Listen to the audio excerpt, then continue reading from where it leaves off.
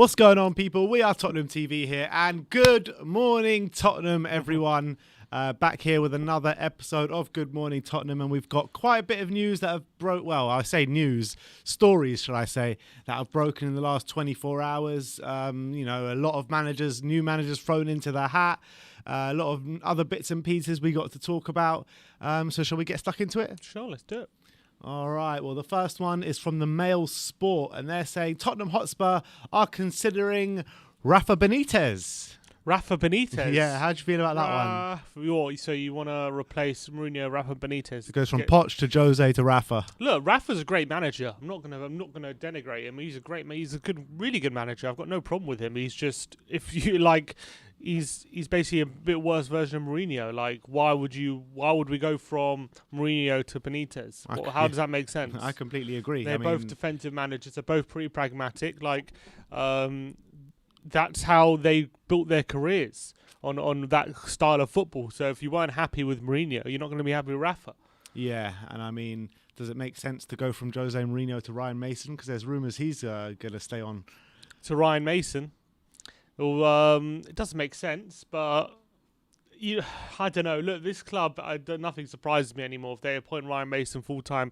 Like, if he does too well, I've said it, if he does really, really well, I reckon they'll seriously consider him.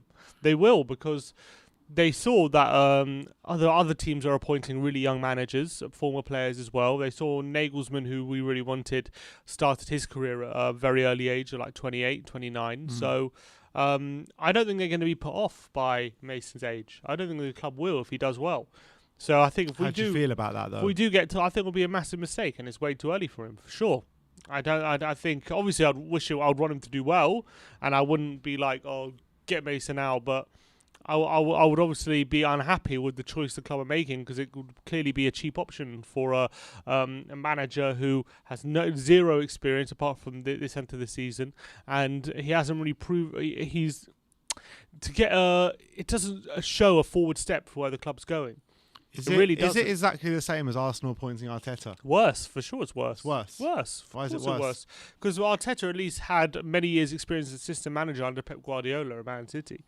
Yeah, but does that even make a difference anywhere? I mean, assistants, you've had assistants, over the years. A lot of Alex Ferguson's assistants under Man United went on to take first-team roles, not doing very well. Mm-hmm. Doesn't mean an assistant doesn't give you much experience. It's more experience in being a coach for the under-18s. Yeah. Maybe. That's my point. That's why it's worse.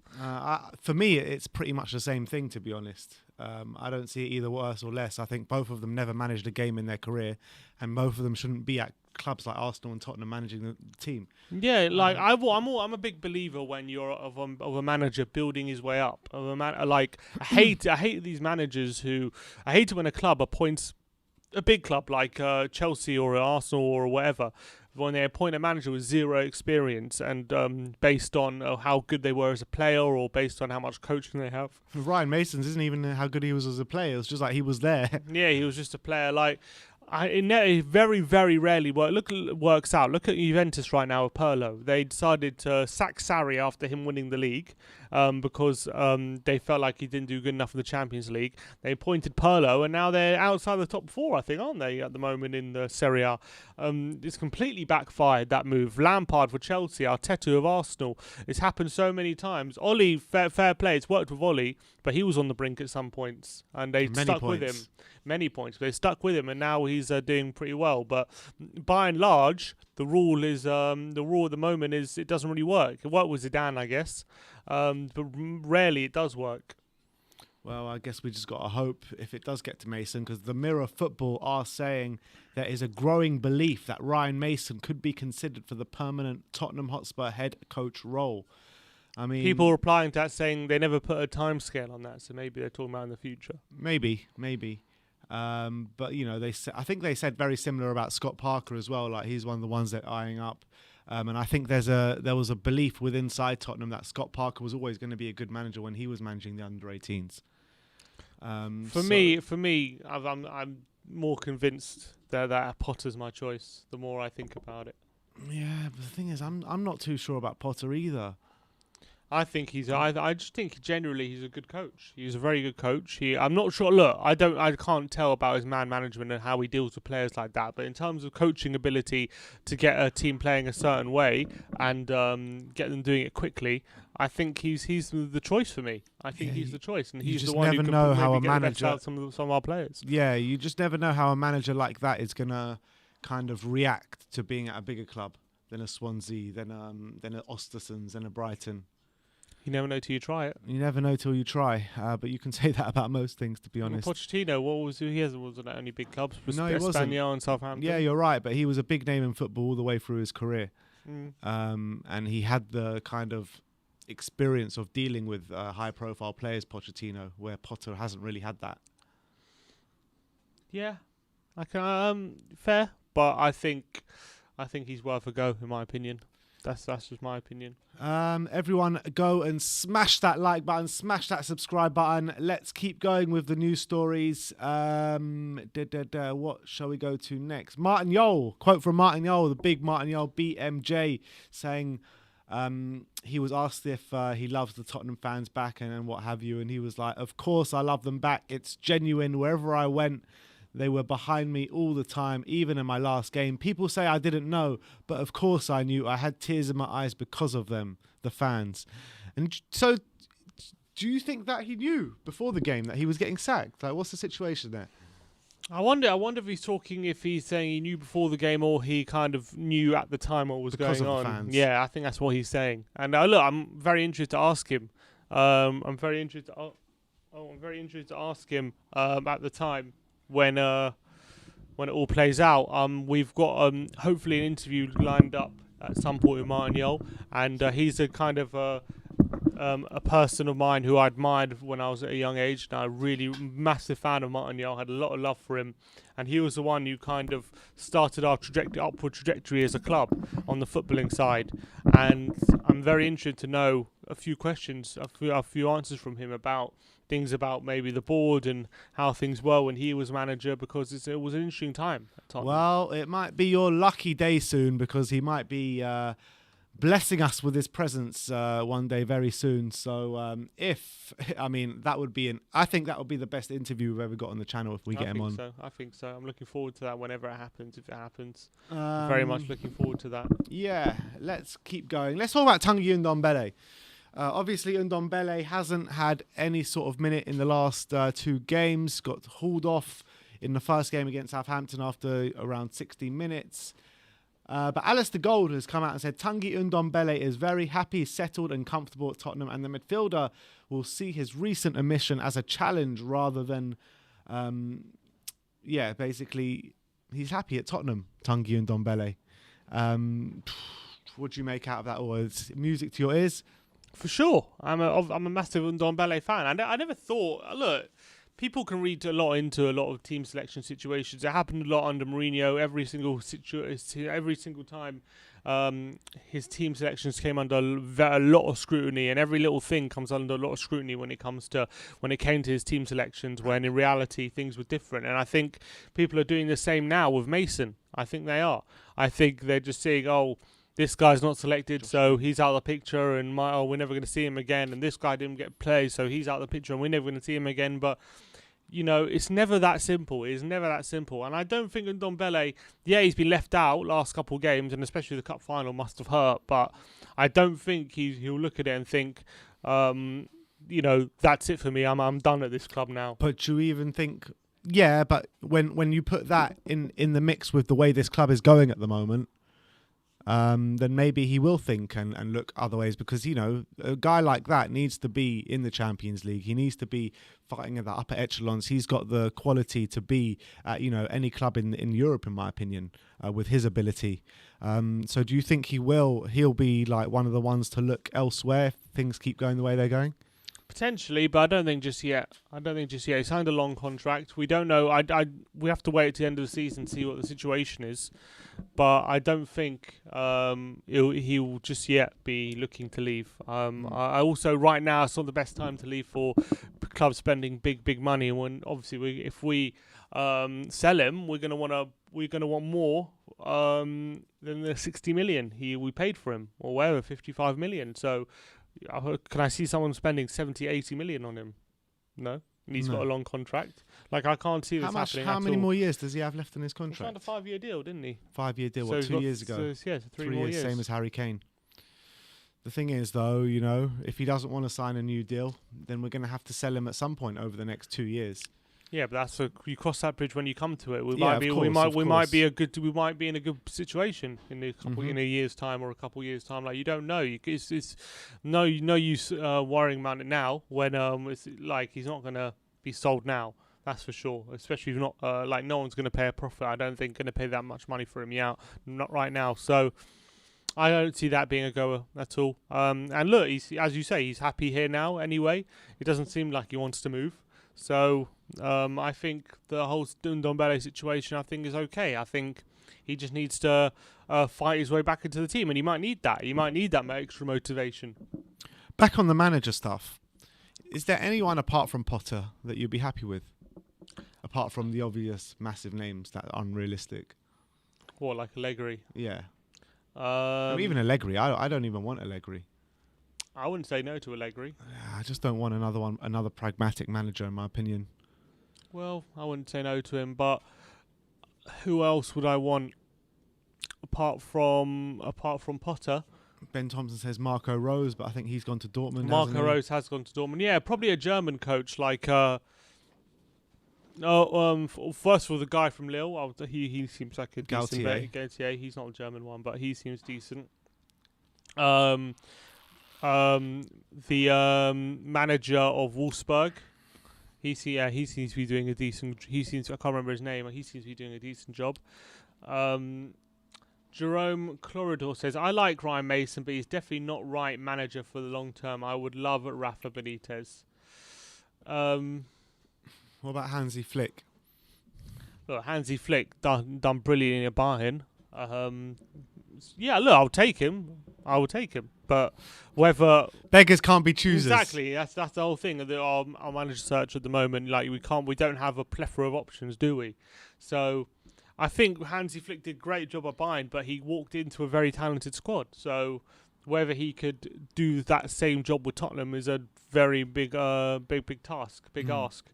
Ralph Ragnick, yeah, I would definitely be interested in having him, especially on board as director of football, but potentially as manager as well. If he was looking for a long-term project, I'm definitely interested in that. For me, if we're going to go for a pragmatic manager, I think I'd like to see us go for Conte.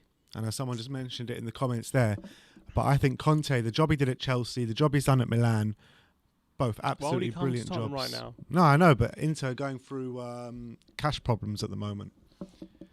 And he doesn't know which of his big players are going to be here next season. So he could actually end up leaving this summer. Can't see Conte coming to us. Cannot see it anyway. What a manager, though. He's a great manager. Of course he is. Fantastic manager. He's got a certain way of playing, which is with that three at the back, which has worked throughout his career. And he's won the league pretty much every club he's been at, impressively so. And he's a ruthless guy. He'll come in and just get that deadwood out. Mm-hmm. So, of course, I'd love Conte. I just don't think that's a realistic option. I don't think that's a realistic option at all. I think he's obviously a great manager, but he's just won the league at Inter Milan. If he leaves, I don't think Tottenham would be his port. Where would he go, do you reckon, if he leaves? He'd probably rather wait. He'd rather wait and see what the best job to come up than get himself stuck at Tottenham for a couple of years. That's what I think he would do. That's what I would do if I was him. He's just won the league. He's hot property. If he does leave, look. Well, first of all, I can't see him just resign. Look, he might resign. I guess he did that at Chelsea, but I think it's unlikely he'll just resign just after winning the league. I don't think he'll just go and leave like that. If he does do that, I don't think he'll come to Tottenham. I think he'll probably wait and see for the next big job to come up, and then he'll get a big job at a top club, and as opposed to a club like ours. I mean, we're a big club, but I just don't think we're that attractive to a manager like Conte. Jerome Cloridor with the super chat saying Nuno Espirito Santo. I mean, not for me, man. Not for me. He hasn't had a great season this year, and I think what he's built at Wolves is unique. With the whole Portuguese thing he's got going on there, and I think it'll be hard for him to grow something like that at a different club right now. Yeah. If he came to Spurs, it would take time for him to build what he had, like anything similar to what he had at Wolves. I'm not necessarily sure it would work out if he came here. I think Wolves don't really play that exciting football. They don't really play attacking football. They play that three at the back system, which is like he's just like a worse version of Conte, and I just don't think he would be the right fit for us. I just feel like I don't know. Something doesn't click with me about Nuno. I just don't think the fans would take to him as much as we think. Yeah, maybe. This whole manager thing is just... I just think maybe just give it to Mason. You know what I mean? Just give it to Mason. What's the point if this manager and if this ownership and stuff is a poison chalice, this job? So just keep it in. Like, bringing in a manager is just going to make them disillusioned with Tottenham. So what's the point? It's just going to end sour anyway. Yeah, you're probably right about that. It's always ends sour with our manager, doesn't it? And that's the main thing. We need to start putting more and more pressure on the board and attend the protests and send a message clear as day that we want these guys out, because if we don't, then it's just going to continue. It's just going to continue. Everything is rotten from top to bottom, from the ownership, from the management. I mean, everything. Even the fan base is rotten at the moment. I mean, we've got two sects of the fan base arguing of what day we should do a bloody protest. I mean, come on, like, what is going on at this club? Seriously. I mean, I'm seeing arguments on Twitter about people that are 15th, people that are 16th. Or is it 15th in and 16th in? You know what I mean? It's just like ridiculous. I'm 15th out. I'm 15th out, mate. I'm 16th in. I mean, I think this club is absolutely toxic from top to bottom. And it all starts with Daniel Levy, and now it's filtering through to the fans now, and it's doing my head in. I mean, these fans are just arguing between each other of what day they should protest. I mean, come on, come together. Let's show ourselves as one fan base.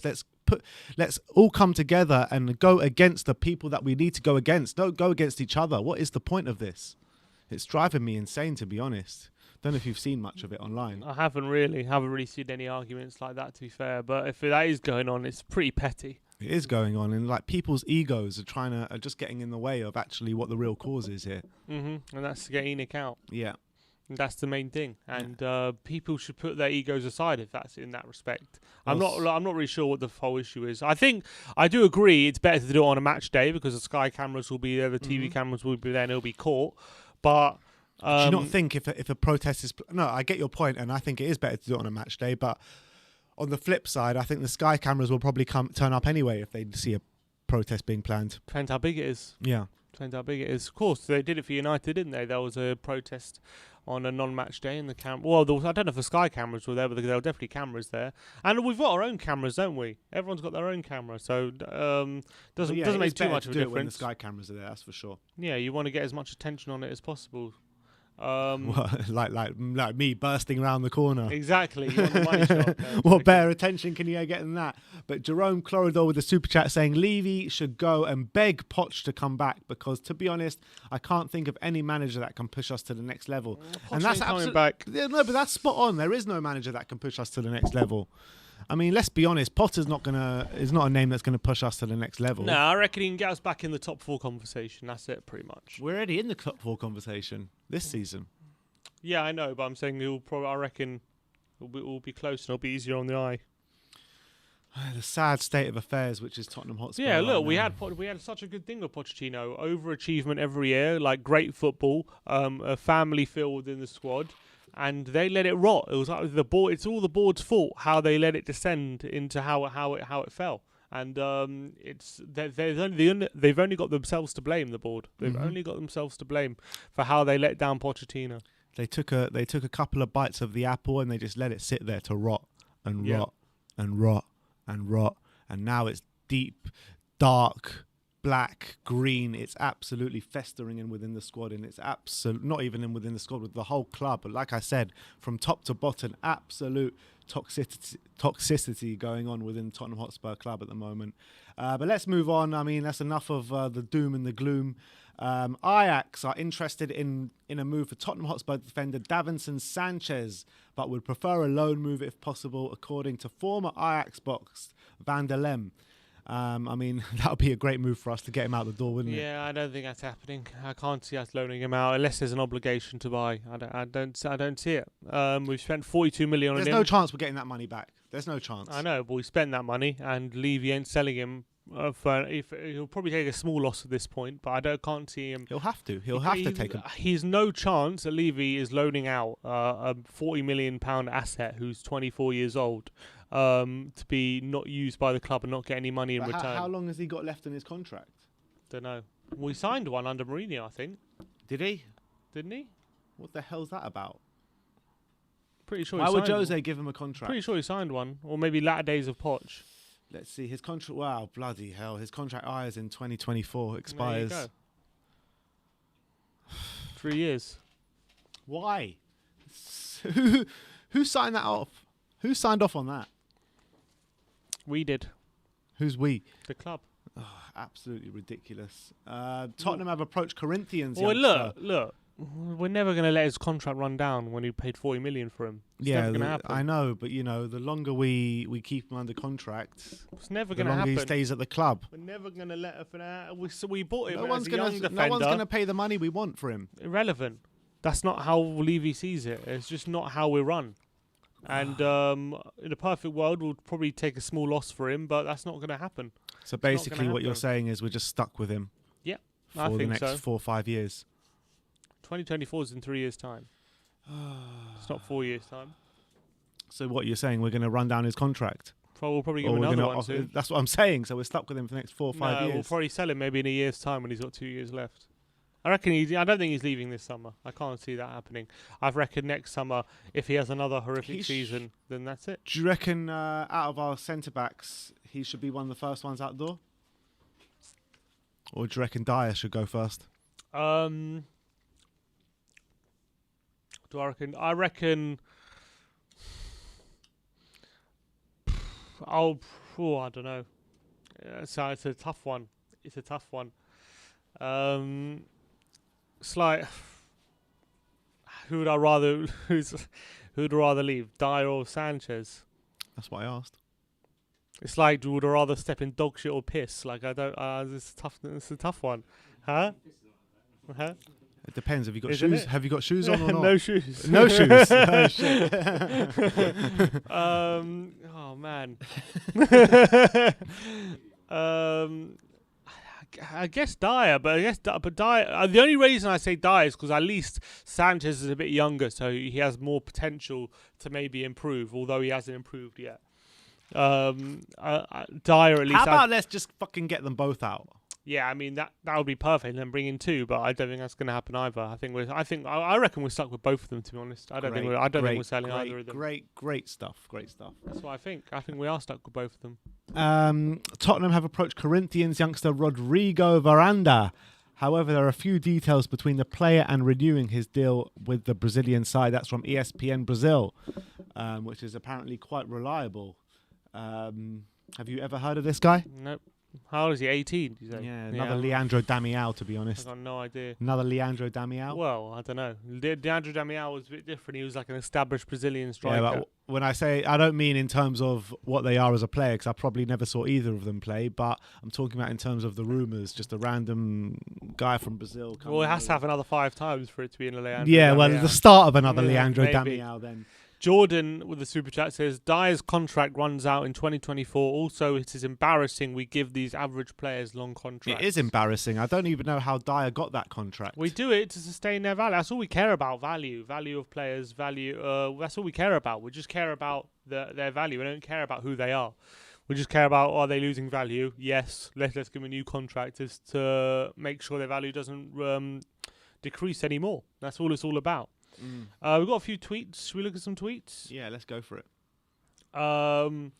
One from Bailey Griffin says, shouldn't have sacked Mourinho, in my opinion. If any man were to shithouse top four, it'd be him. Now we're stuck with an inexperienced manager, albeit he's done a good job. But I'd take Jose over Mason any other day. What I would say to that is, in terms of getting top four, we actually might have a better chance with Mason. In terms of winning the cup, I do think we had a better chance with Mourinho. In what world do you sack Jose Mourinho? Whatever your thoughts are on Jose Mourinho, in what world do you sack him 6 days before a cup final? The reason why you bring this guy to the club is to win trophies. You don't sack him 6 days before a cup final just to save a few pennies to... it makes me so angry, man. I mean, I wanted Jose Mourinho gone. I was not a Jose Mourinho fan towards the end of his tenure at Spurs, but you don't sack him 6 days before a cup final. At least wait for him to have the cup final and sack him afterwards. The only reason I say top four might be more achievable under Mason than it was under Mourinho is because the way we're probably going to attack now under Mason, considering the opposition we have, is much more likely to bring wins than Mourinho. We were having this conversation yesterday or 2 days ago, saying the attacking football under Mason, and your argument was that we played this attacking football against this opposition anyway. I'm not saying that Mourinho wouldn't be able to win these games. I do think he would have been. I just think under Mason we're more likely to go out and attack these teams, and I think because of our superior firepower, we're more likely to win them. Whereas under Mourinho, I still think we would have won them. I just think we were less likely to win them. I just think, we did play attacking football against these kind of teams under Mourinho, which is true. But I just think at the moment we are playing a bit closer to goal than we were under Jose, which is a good step, and I think. And obviously Gareth Bale's reaping the benefits. Yeah, of that. Exactly. Bale's on form. I don't think there's a massive difference right now, but I just think if we go with an attacking brand of football, guaranteed, and no chance that we're going to sit back on a 1-0 lead in any of those games, I think we're more likely to win them than under Jose. So, in that sense, I think we might be more likely to finish top four, but I don't think we would have won. I think we're less likely to win that cup. I think we asked a few fans this on the fan show after the game a couple of days ago. But let me ask you, on a scale of 1 to 10, 10 being most likely, 1 being least likely, where do you think our chances are for top four this season? I would say at the moment it's like a 4 out of 10. 4. Yeah, I'd agree with that. It's like a 4 out of 10. It's unlikely, but the things that we need to fall into place individually are not unlikely, but all of them happening together are pretty unlikely. Yeah, like we said the other day, like an accumulator, basically. Like each individual pick that you pick in an accumulator is probably likely, but when you put all of it together, it's very unlikely. Exactly. So you just got to keep hoping, take it game by game. As Mason said, it's all about the weekend. It's all about the weekend. Second of 5 cup finals coming this weekend. And look, if you want us to get top four this year, everyone do smash that like button, smash that subscribe button. Let's look at a few more tweets. Yep. What Alex says, really think people need to get behind Potter as manager. He's the best on the list, in my opinion. We need a rebuild, and he'll get us playing great football on a budget with some mediocre players. Some people don't want to accept that's where we are as a club at the moment, and I agree with that. I completely agree with that. That's where I think we are. I think we need another manager who wants to build a project. We need another manager who can deal with players who maybe get the better. The best at more of the sum of its parts, greater than the sum of its parts. He needs a manager who can build that kind of team, and I think he has done that with Brighton. I really do. I think Brighton play a good brand of football. I think they play a possession-based football, and they play a. Haven't they won only like 8 games this season? It doesn't matter. I think the way I think that's more to do with the players they have than how they play. Every time I watch them, they dominate the game. Every time I watch them, they outplay the opposition. Yes, they've only won 8 games. They've drawn 13. Like, if they had a better striker than Danny Welbeck, they would be a lot higher up. If they had Danny Ings instead of Danny Welbeck, he's that guy. Yeah, that guy, that Welbs. I'm telling you now, if they had Danny Ings instead of Welbeck, they would be mid-table, easy mid-table. They wouldn't even be they wouldn't be anywhere near the bottom 3. That's my opinion. So I mean, I know Potter's a good manager. I know he's a good manager, but it's just so underwhelming going from Pochettino to Jose to Potter.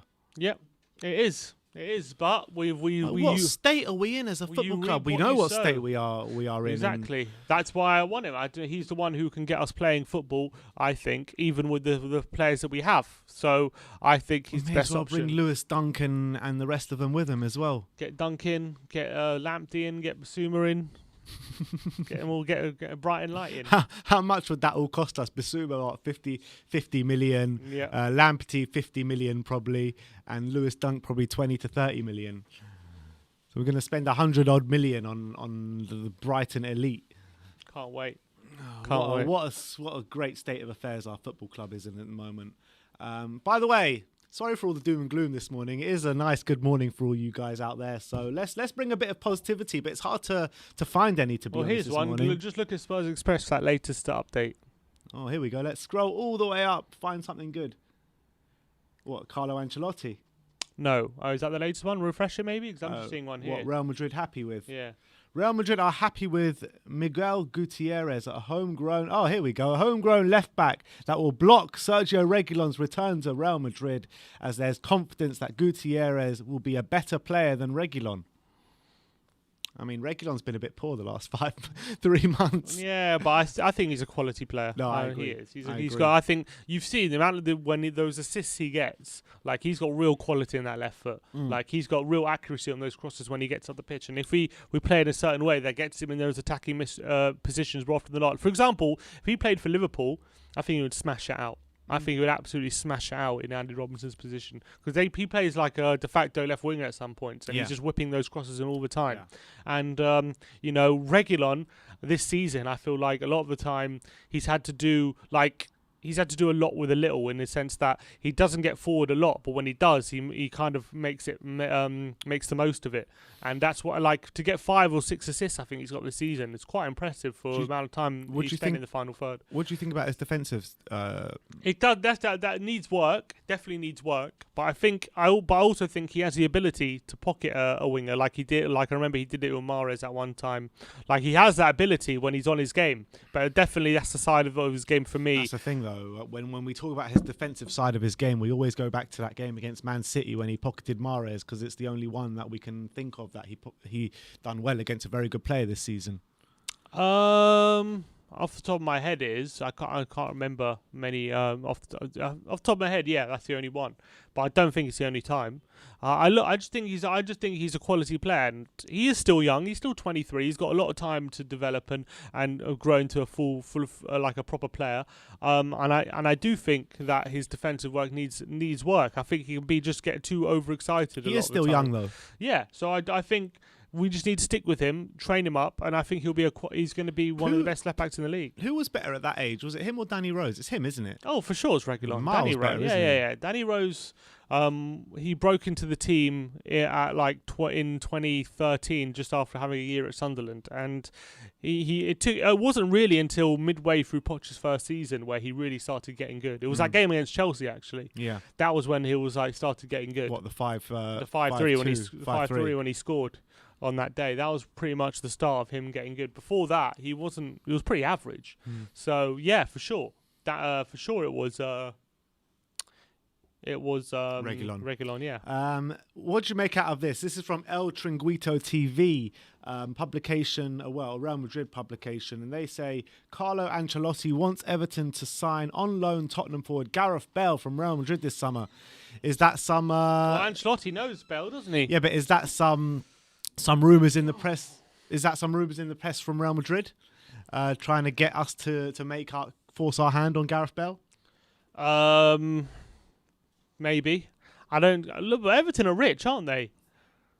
Everton are a rich club, so I think they do have rich owners, and if they really wanted, they could push the boat out. But they did that with James, didn't they? I'm pretty sure they're paying him big money. So do they want? Are they going to do that again with Bale? It's so unlikely. I can't see it.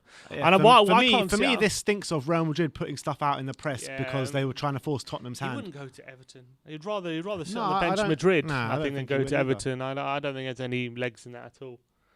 So let's look at another tweet from Rico. It says, unpopular opinion: if Liverpool doesn't get Champions League this season, if we do, then we could go for Klopp next season. Klopp, yeah. Yeah, right. All right, cool. Yeah, right. Don't think so, mate. Dream on, unfortunately. Yeah, and after Pop, we'll get Pep Guardiola as well. If Pep doesn't win the Champions League, we'll go for Pep this season. Exactly. Yeah. And you know what? Poch could get sacked at the end of the season if they finish third and don't win the Champions League. We'll get Poch back. We'll get Pep and Poch assistant manager and assistant manager. We've got the Who Scored Team of the Week here. We've got 3 players in the Team of the Week. I'm guessing you can guess who the players are. Bale, Son, and Aurier. Exactly right.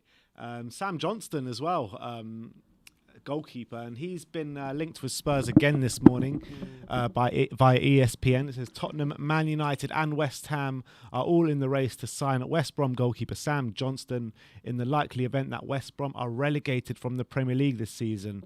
Would you take him as number? Yeah, they're pretty much down, aren't they, after yesterday's result? Would you take him as number 1, or would you only take him as a backup? I'll take it as a backup. I wouldn't have him as number 1 right now. It's likely probably Joe Hart and Hugo Lloris could leave at the end of the season. Yeah. I think we've got 3 goalkeepers all out of contract at the end of the season. I don't think Johnston... I think, look, he's pretty good for West Brom, but I don't know if he's good enough to be number 1 here. You know what's going to happen? Lloris is gonna leave this summer. Joe Hart will give him like a year extension and we'll sign Sam Johnston. Yeah, probably. That's exactly what is going to happen. I think, by the way, Lloris is staying this summer. You think he'll stay? Why'd you say that? Because what's his name? Navas signed a new contract, and I reckon we're going to let Lloris run down his contract as captain, and then he'll leave on a free. That's my opinion. Because we could get a fee for him, but it'll be a very small fee at this point, and we might think we're better off just keeping him for a season. And then going next season rather than getting like 5 million or something, and what would that do? And then we still need to get a keeper. It's not a very big outlay, so it's not a very big fee. So it doesn't exactly help us get a new keeper, does it? That much? Yeah. Unless it's like, look, if someone offers like 12 million, yeah, well, I think we'll sell him. But if we're not going to get a big fee, I reckon we're probably better off just keeping him. It's a bit like the manager situation. It's like who can we even bring in? Yeah.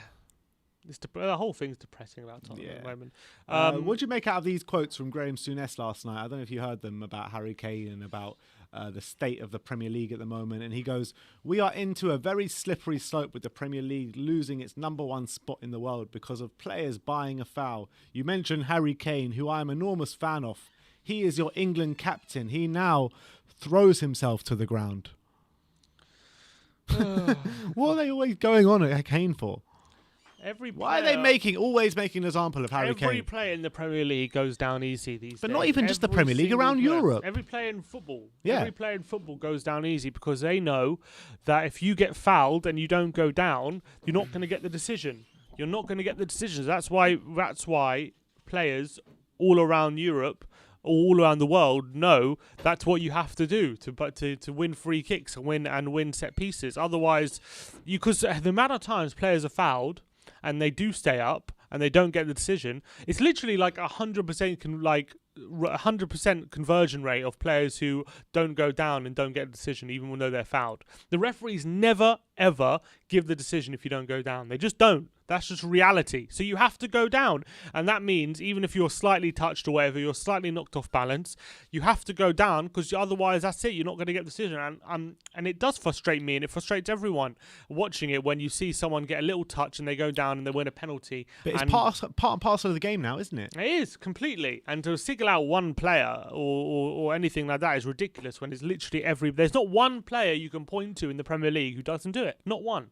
You can point to the most hardened player, like the most, the biggest shithouse in the Premier League. I don't know who that would be right now, but like they would also go down easy. Anyone, they all do. So that's just the nature of the game. Super chat here from Darkson G21 says him and Sessegnon will upgrade the squad next season. Hopefully, who's him? I expect 4-1 against Leeds. Bell brace, Son goal and Reggie goal. Please Sabit in the summer. Who is him? I'm guessing it's Skip. I don't remember who talking about Skip. I don't know. Yeah, him and I don't know. I'm not sure how Sessegnon has done at Hoffenheim because he had a very good start to his loan spell. Let me just see if I can get the stats up here of his loan spell because I think he had a bit of a poor second half of his loan spell. Yeah, he's starting. He started the last 4 games, played 90 minutes. Not sure how he's been playing though. I know he had quite a few injury problems, but since he's come back and made his name into the starting 11, he seems to have kept it. So I guess that's a good thing. And Skip, obviously, you saw him all in the Norwich celebrations the other day. All of them singing to him, saying they want him to stay. Mm-hmm. So I'm very excited for Skip. Just got tagged in a tweet by the Spurs web saying Gareth Bale has more league goals than Sadio Mane this season. According to rival fans, Bale is finished. Bale is clearly far from finished. Yeah. I think the only thing you can accuse him of is maybe mentally being finished. Because physically, he's definitely not finished. Definitely not. He's got bags of talent, bags of ability, bags of energy and physicality left. And I'm sorry, you don't get 9 Premier League goals in the equivalent of 8 Premier League games if you're finished, mentally or physically. Yeah. I think Bale has got so much to give, and I really do. And I think even in the fits and spurts we've seen him, he's shown more than enough for me that he can be a massive player for us. So he's far from finished, yeah. And I think he can even end the season with a lot more goals. Yeah. Hopefully between now and the end of the season with the fixtures we have, he could easily get another 3-4 goals. Well, apparently I read a report that Daniel Levy whoever the new Tottenham manager is for next season, will give him the option to re-sign Gareth Bale for the year. So yeah. I think I've said it many times now over the last few days that I think it's an absolute no-brainer to take Gareth Bale on for the second year. With what he's shown in the minimal amount of time he's got on the pitch, I think it's a no-brainer. I really believe that, and I think that if we had a different manager as opposed to Jose Mourinho at the helm, I think he would have got a lot more game time, and I think he would have got a lot more goals as well. Agreed. He just still has it. He still has that ability to make the difference, and that's what we all wanted from Gareth Bale. And I know he hasn't done it consistently enough. It's only because he hasn't played consistently enough. I think next season he could, he won't take till November or December to start playing. Yeah. Like he can start playing straight away. Yeah. Especially if he has a positive Euros as well. Like I think it's just a no-brainer, absolutely no-brainer. The only thing is, if he smashes out on the Euros, well, other clubs might be sniffing around him, not just us. He loves the club. Yeah, exactly. We'll see in the summer for you how much he loves us. Yeah. Roberto Martinez. Apparently, Roberto Martinez has been linked, so don't get too worried because it's just the Sun. And it says, if Roberto Martinez wants to become the new Tottenham manager, his backroom staff could take pre-season training to help ease the transition while he's managing Belgium at the Euros. Would you take a Roberto Martinez? Nah. No, his job at Everton, I think he had a really good first season, but then completely flopped after that. He got relegated to Wigan despite winning the FA Cup. He did get relegated with them, and they haven't been back up since. With Belgium, in the final, didn't they did beat Man City in the final. But I don't know. With Belgium, hasn't done that great. He got to the semi-finals of the World Cup, which is decent. But they're playing the players they have, with Hazard and De Bruyne in their pomp and everything. Yeah. I mean, he did get them to number 1 in the world, but that's the coefficient. So we've been number 1 in the world. England doesn't really mean what a anything. Team, man! What a team! It doesn't mean anything being what number 1 in the world. I think he's not a terrible manager. I think if he came to Tottenham, I don't know. I don't get a good feeling about it. It sticks with the kind of rulings that interviewed Ledley King, he got a job in the coaching role. Interviewed Ryan Mason, he got the manager's role. You interviewed Roberto Martinez as well, so maybe that's an omen to look at. Also interviewed Clint Dempsey. Get him back in. Can't wait for that. What about Gazza for manager? Basically, what Daniel he's going through our interview list and just to see. So maybe we should do Martin Jol very quickly. Maybe get Martin Jol back through the doors. But look, in terms of Roberto Martinez, I think that he's one that speaks a very good game but doesn't produce a very good game. I think he speaks very well in the press, but I wouldn't want him at all at Spurs as manager. Yeah, I really wouldn't. I don't think he would be a good fit. And there was no reason why it failed so badly at Everton, but he just completely fell off. He had quite a lot of money there as well, didn't he? He spent quite a bit, didn't he? Can't remember. I think he spent it. He had Lukaku there, I remember. Yeah. He got Lukaku playing, to be fair, but I don't know. I'm not convinced Martinez would be a good option for us. Although he did okay in time, did pretty decent at times with Wigan and at times with Everton, but I don't know. And Swansea as well, he did okay. But Abin Tulasidas says, Bale disappears in big games. Well, tell me, apart from Arsenal, name me another game that he disappeared in this season, another big game that he disappeared in this season. Because from what I've seen, the only big games he's played in this season are coming on in the last 10 minutes against Man City, where he was probably our best player in that last 10 minutes. He came on at half-time against West Ham, which he was probably our best player in that game. Against Zagreb in a second leg, which was one of our biggest games of the season. Obviously, everyone knows what happened that game. He was probably the only one with a bit of invention and looking for something to happen. Yes, he started against Arsenal in the only big game he started this season, and he went absolutely missing that game, which is fair enough. But that's just one game. That's just one game, and I don't think you can. I don't think it's right to say that Gareth Bale has gone missing in the big games this season, because I don't think he has. People say this guy always goes missing in the big games. Like, didn't this guy score in 2 Champions League finals? Mm-hmm. He did, didn't he? Yeah. Yeah, I remember that, right? Yeah. Like, this guy can turn up in big games if he wants to. Yeah. I think when they're talking about big games, I think since he's rejoined Spurs... He hasn't had a chance. Yeah. So it's like it's a frivolous argument. He hasn't had a chance. So Agreed. No point saying he can't play big games when he hasn't had the opportunity to do that. Mm-hmm. And also, people say, I can't play big games. Like, Thierry Henry never scored in a final. Does that mean he was shit? Does that mean he was bad?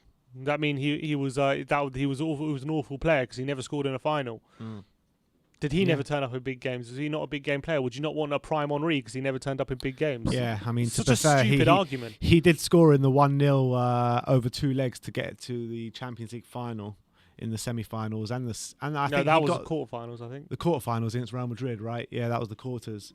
And then didn't he score the 1 goal that sent them through against Villarreal in the semis as well? That I don't think he was him. No, I don't think it was him. No, it might be him. I don't know. All right. Well, anyway, look. Just saying, like, I'm just saying. No, you know what I mean? No, you're absolutely spot on, and I think that what people just like to put people down. Yeah, find something. Find something to put people down, and I find it a big problem when your own fan base tries to knock your own players down for no reason. For no reason. It's strange when they do that. It's like when England fans want to knock down Harry Kane when he's like your country's best player. Or the whole bloody media trying to knock down every England team for every single tournament since I can remember. I agree. Chris Yidboy says, a total clear-out is needed. Players like Lo Celso, Ali, Winks, Dyer, Lloris, Lamela, Sanchez all need to move on. And to be honest, Kane should go too.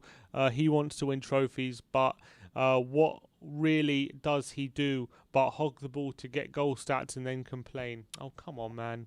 Come on. Sorry, what's that again? Who's hogging the ball? Kane. The man who's leading the Premier League for assists this season? That guy is hogging the ball too much. Okay. I got a super chat here from Aminesh Dalai saying, "Wish I could say the same for Sanchez." What? Not he's sure. a big game player. He's not a small game player. He's not any game player. Jack Edgerton says, hey guys, love the content, keep up the good work. Realistically, if Mason gets top 4 and some good wins, Levy is giving him the job. He's cheap and easier. If he's doing well in the last 4 games, Levy sees that as world class. You know what? I think Mason might really seriously be considered if we win all our last 4. Yeah, I agree. I think he really will be. I think Levy will be looking at it and being like, oh yeah, look, a proper Tottenham boy. He's not out of his depth because he's got us top 4 or he's won all these games. Yeah, I can see Levy doing it. I really can. And it'll be an awful decision. Let's look at this tweet from Gokz. I don't know how to pronounce that. Says, to get top 4, City need to win against Chelsea. Man United need to win against Liverpool and Leicester. Leicester needs to draw or win against Chelsea and Spurs. Chelsea and Spurs need to win at least the next 3 games, then at least draw to Leicester. Many permutations. And West Ham needs to drop points as well. I forgot about West Ham. Yeah. They're 1 point above us now? They're 2 points 2 above points. us. 2 points above us. We have a better goal difference, though. So if they draw a game and we win, we go above them. Their next game, I believe, is Everton. Yeah, it is. Yeah. Everton, that's a big game, man. Everton, West Ham. But apart from after Everton, they don't really have too many difficult ones. After Everton, they've got Brighton, West Brom, and Southampton. So it's Everton at London Stadium as well. So that's good because Everton are much better away. That's true. That is very, very true. But I think West Ham are quite good at home though this season, aren't they? They've been decent. Yeah, next week's a double game week. So you've got Leicester playing Newcastle and Man United, and you've got Chelsea playing City and Arsenal. Mm-hmm. So, look, it's a lot could be decided next week. If we beat Leeds, then just see where the chips fall after that. We have to get that win against Leeds. Though. Look, like we keep saying, it's all about ourselves. It's just the case of concentrating on ourselves. I don't think we can. I know it's hard not to. It really is hard not to, but you just have to just kind of not really care about the other games and just do what you need to do and see where you end up. Exactly. Spurs till they kill me says, given Sim's stats, man, why doesn't he want Harry Potter XG given we have the 2 most clinical players in Europe? I do want Potter. What do you mean? Clearly doesn't want to watch our videos. Yeah, what do you mean? I want Potter. He is number one. He is the number 1 Potterista. Exactly. Give me Potter. So yeah, I'm not sure what that too is about. Gregcellent says, I don't care who we get as manager as long as we play the Danny Blanchflower way and not bore teams to death like Mourinho. Maybe Hasenhüttl. Just stick with Mason, man. I mean, I don't even want Mason as our manager. I'm saying stick with Mason just because it's just so. I just think any manager that comes in is just going to fall flat on their face anyway. I hope you're wrong, but yeah, I hope I'm wrong too. But I think it's a sad state of affairs this club is in at the moment. I really believe that. The OBN says, good game by Bale when he finally started doing some defensive work, but the team still not pressing is a problem. I hope the like of Winks, Dyer, Dele and Sissoko have a good end to the season so we can sell them faster. Or they have good end to the season and Levy puts an even more ridiculous price tag on. To have a good end to the season, they need to play. And I don't want them to play. Lads, Levy don't want a ruthless manager. He wants to keep the deadwood. No progression at Tottenham when the bald fraud is still there. Hashtag Enoch out. Hashtag Levy out. Also, what are you lads drinking? Looks good. Coffee. Cappuccino, mate. Cappuccino. Exactly. Big up Ellen Rothberg. Rovshan, big up Rovshan, says, be sure that Chelsea will finish top 4. So our hope is Leicester if they lose against us and many. And Chelsea and Man United and Chelsea, and let's say they win against Newcastle, game in that situation. If Liverpool lose to Man United and West Ham lose points, and if we win all our games, top 4 is done. If and buts, and it's ifs and buts and ifs and buts. That's all I've been hearing all my life as a Spurs fan. Spurs till they came. Says, my bad. Maybe it was John who said no Potter. Dark Sun G with the super chat saying, when I said him, I meant Skip and Reggie. Oops, I didn't mean to confuse you two. Sorry, my bad. It's all right. It's all right. Yeah, I think... is there anything else? In terms of tweets, that's all there is. I'm just going to see if there's any other news. I've got through all my stories I want to talk to today. But look, everyone, do keep scrolling down, keep smashing that like button, keep smashing that subscribe button. It really does help us with the YouTube algorithms and help us be seen more and what have you. So we really appreciate all you guys out there. But I think that is it. I think that is it for today for Good Morning Tottenham. I'd just like to say thank you, everyone, for coming and viewing with us.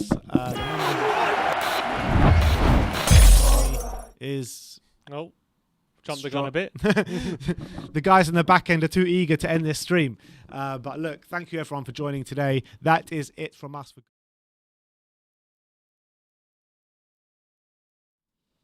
Anyway, like, subscribe and comment. And as always, come on you Spurs.